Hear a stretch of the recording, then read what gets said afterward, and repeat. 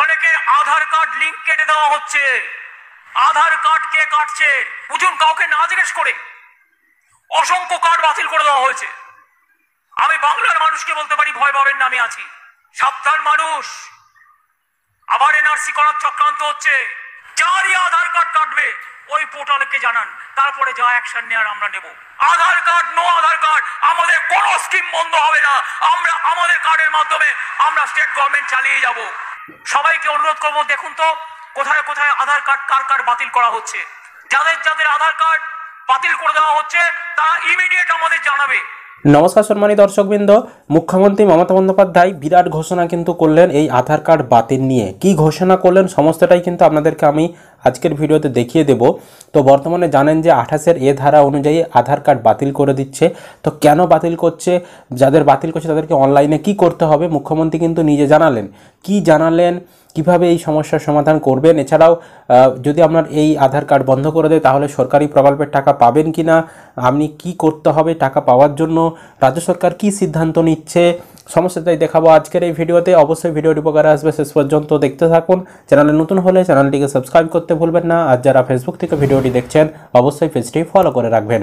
চলুন আগে দেখিয়ে দিচ্ছি মাননীয় মুখ্যমন্ত্রী মমতা বন্দ্যোপাধ্যায় তিনি আজকে এই আধার কার্ড বাতিল নিয়ে কি বললেন। অবশ্যই কিন্তু শেষ পর্যন্ত দেখবেন।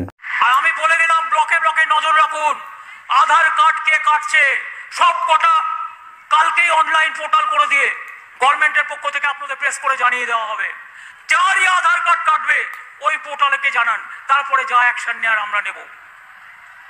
আমার কাছে অনেক খবর আছে, অনেকে আধার কার্ড লিংক কেটে দেওয়া হচ্ছে। জামালপুরে 50 জনের কাটা হয়েছে।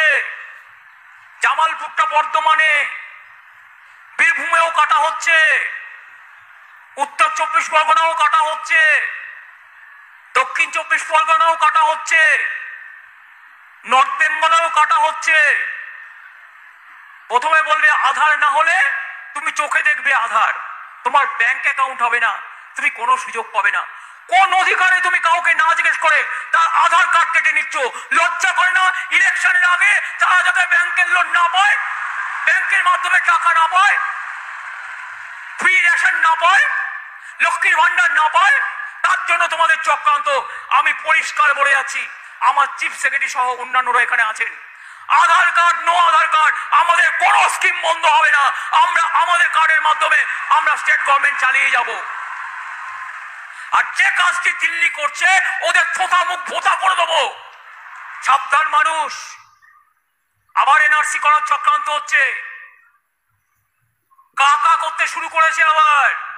আমি ব্লকে ব্লকে পঞ্চায়েতে যারা আছেন, গ্রাম সভায় যারা আছেন, জেলা পরিষদে যারা আছেন, বুথে যারা আছেন, সিভিক ভলেন্টিয়ার্স আছেন, গ্রিন পুলিশ আছেন, আশার মেয়েরা আছেন, আইসিডিএস এর মেয়েরা আছেন, সবাইকে অনুরোধ করবো, দেখুন তো কোথায় কোথায় আধার কার্ড কার বাতিল করা হচ্ছে। দরকার আমি সিএস কে বলবো একটা অনলাইন একটা পোর্টাল চালু করে দিক। যাদের যাদের আধার কার্ড বাতিল করে দেওয়া হচ্ছে তারা ইমিডিয়েট আমাদের জানাবে। অল্টারনেটিভ কি করে দেওয়া যায় সেটা আমরা দেখব। আর ব্যাংক যদি মনে করে আধার কার্ড না হলে আমি দেবো না, তাহলে দরকার হলে ব্যাংক ছাড়াই কাজ করবো। আমাদেরও তো কোঅপারেটিভ ব্যাংক আছে, আমাদের অন্যান্য সংস্থা আছে। মানুষ যাতে তার কোনো বেনিফিশিয়ারি থেকে বঞ্চিত না হয়, এটা আমার 100% গ্যারেন্টি রইল আপনাদের কাছে। প্রথমে বলবে আধার কার্ড করো, নালে স্কুলে ভর্তি হতে পারবে না, 1000 টাকা দাও। কেন দেবে? রেশন কার্ড করবে, স্মার্ট কার্ড করবে, আধার কার্ড করবে, কোভিড কার্ড করবে, জন্ম মৃত্যুর কার্ড করবে। কার্ডগুলো কি গলায় মালা করে রাখবে? আর তারপরে কার্ডগুলো আবার বুঝুন কাউকে না জিজ্ঞেস করে অসংখ্য কার্ড বাতিল করে দেওয়া হয়েছে। আমি বাংলার মানুষকে বলতে পারি, ভয় পাবেন না, আমি আছি। বাংলায় একটি স্কিমকেও আমি আধার কার্ডের সাথে সংযুক্ত করতে দেবো না, সেরকম হলে যদি দেখি আধার কার্ড নিয়ে ওদের কোনো ছলনা আছে।